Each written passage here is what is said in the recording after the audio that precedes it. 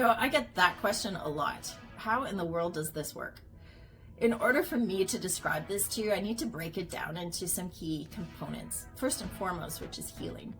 Your body is self-healing, it's self-regulating, it's constantly working toward the greatest form of balance. What influences that? Interestingly, your mind. Where's your attention going? What stresses are you holding on to? What conflicts are you struggling with mentally? Now, I need to talk a little bit about the mind-body connection, so I want to introduce you to the concept of epigenetics, which is the study of genetic expression and the influence of the environment. One of the things that they've discovered in the study of epigenetics is that the thing that turns your genes on and off is your mind. Do you know that the genetic difference between two humans is 0.01%? So what makes us look so different? Why is our function, why is our health so different? Well, what's unique between each and every one of us is our mind. Now, epigenetics shows us that it's our beliefs, it's our thoughts, our expectations, and our emotions that are essentially turning those genes on and off and influencing genetic expression and therefore health. You know that every single thought you have creates a physiological response. Ultimately, your physiology is your mind. So if we want to change our health, we need to change the mind first. Now, Body Talk is a really unique form of healthcare. It's like a protocol. It's bringing old world concepts, Eastern medicine, cutting edge science, Western anatomy, physiology, environmental influence, and of course, the psyche into a protocol that allows us, like a map, to identify where is there possibility for change? Where's the possibility for healing today? And that journey is an interesting one. It's built on a model that is given to us from quantum theory, and this model is called downward causation. This is, I think, a very important model to help to understand the influence of the mind on the body. And in the downward causation model, we understand there's a hierarchy of healing. It starts out with something we call the bliss body, which is a strange term, but it's really referring to the fact that as humans, we're all tied together by common themes that influence perception. Each of us have a unique perspective of those common themes. Our capacity to perceive ourselves in the world is influenced by how we perceive it. Now, as humans, we're wired to create meaning from the things that we perceive or experience in our life. We call that the mental body in the downward causation model, and it's basically our thoughts, our beliefs, our expectations, coming from a lifetime lived and conditioning that comes from our early developmental years that influence how we see ourselves and how we see the world.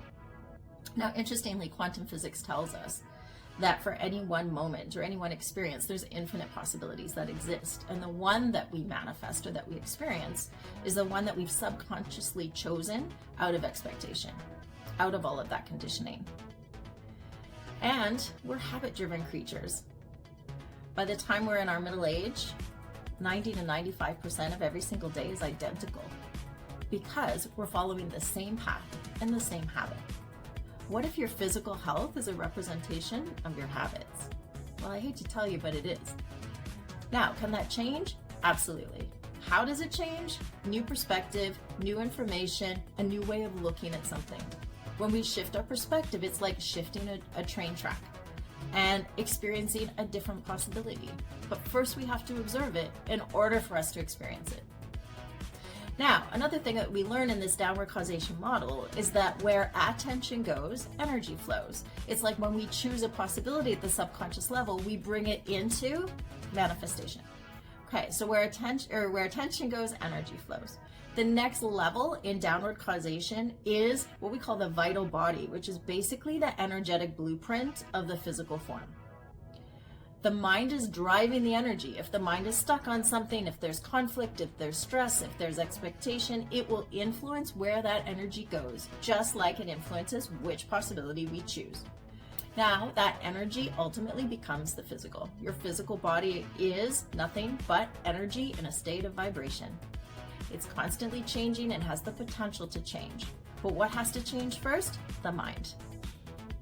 So a Body Talk session is really helping us to identify where there's another possibility, one that client has not been able to see because of the blinders of their own beliefs and expectations. And that perhaps when we shift our perspective represents a new potential for health. It's like the key that unlocks the door. Now, we can do this remotely because the practitioner and the client are basically working together in a conversation. The healing is not coming from the practitioner at all, but really it's an inside job of the client. When the mind shifts perspective, sees another possibility, that's reflected all the way down to the cellular level.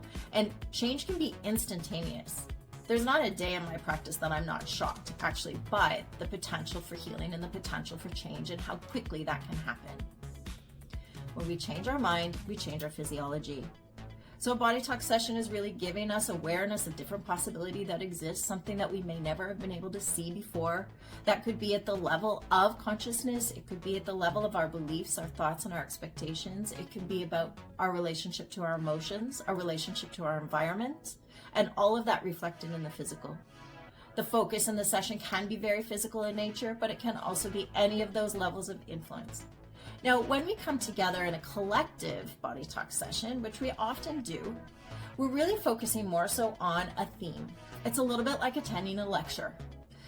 When we attend a lecture, each and every one of us might take different information from that lecture, depending on how we show up that day, what we're listening for, what we're looking for, and how we apply that into our own perspective in our own field of practice, for example. So a collective body talk session is a little bit like that. When we're working on a theme and we're identifying awareness or shift of perspective around a theme, one that is common for each and every one of us as attendees in that session, each one of us will take different information and therefore manifest that change differently in their own life, physically, mentally, and emotionally. In fact, because you're constantly changing, the version of you that's sitting with me now is a different version than joined this little lecture 6 minutes ago. So every time you tune into that session, if it's a recorded one, you can take something different from it, depending on where you are in your life, what you hear, and how that represents change for you now. So I hope that broke it down a little bit for you and gave you a little bit of a deeper sense of clarity or understanding of this incredible work. I hope you get to experience it. Thanks for your time.